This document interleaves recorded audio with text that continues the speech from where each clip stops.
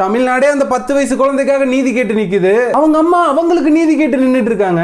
என் குழந்தை எனக்கு தெரியாம எரிச்சிட்டாங்கன்னு மீடியா முன்னாடி உட்கார்ந்து கேஷுவலா பேட்டி கொடுத்துட்டு இருக்காங்க. ஃபர்ஸ்ட் ஆஃப் ஆல் இந்த கேஸ் பத்தி வீடியோ போட்டு என்னாலே அன்னைக்கு நைட் சரியா தூங்க முடியல. ரொம்ப டிஸ்டர்பிங்கா இருந்துச்சு. ஏன்னா அந்த சின்ன குழந்தையோட முடிய வச்சு அது கழுத்தை நெரிச்சு கொண்டிருக்காங்கன்னு சொல்லப்படுது. சின்ன வயசுல இருந்து பார்த்து பார்த்து வளர்த்த தாய்க்கு அதெல்லாம் வலியின் உச்சங்க. அதுல இருந்து டக்குனு நார்மலைஸ் ஆகி இவ்வளவு கேஷுவலா உட்கார்ந்து பேசுற தாயை நான் பார்த்ததே இல்ல.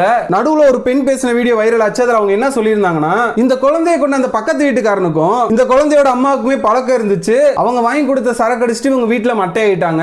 அந்த கேப்ல இந்த பொண்ணு வெளியே போகும்போது இவங்க மட்டையா இருக்க தெரிஞ்சுக்கிட்டு இவங்க பொண்ணை கடத்திட்டு போய் கொண்டுட்டாங்க அப்படின்னு ஒருத்தவங்க வீடியோ போட்டாங்க. அது செம்ம வைரல் ஆச்சு.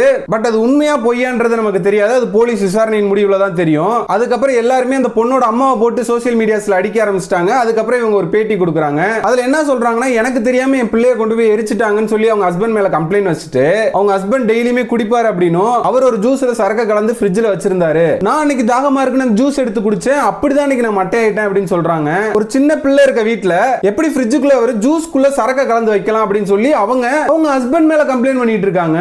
ஆக மொத்தம் அந்த குழந்தை காணாம போன அன்னைக்கு அவங்க போதையில தான் இருந்தாங்க அப்படின்றத அவங்களே சொல்றாங்க.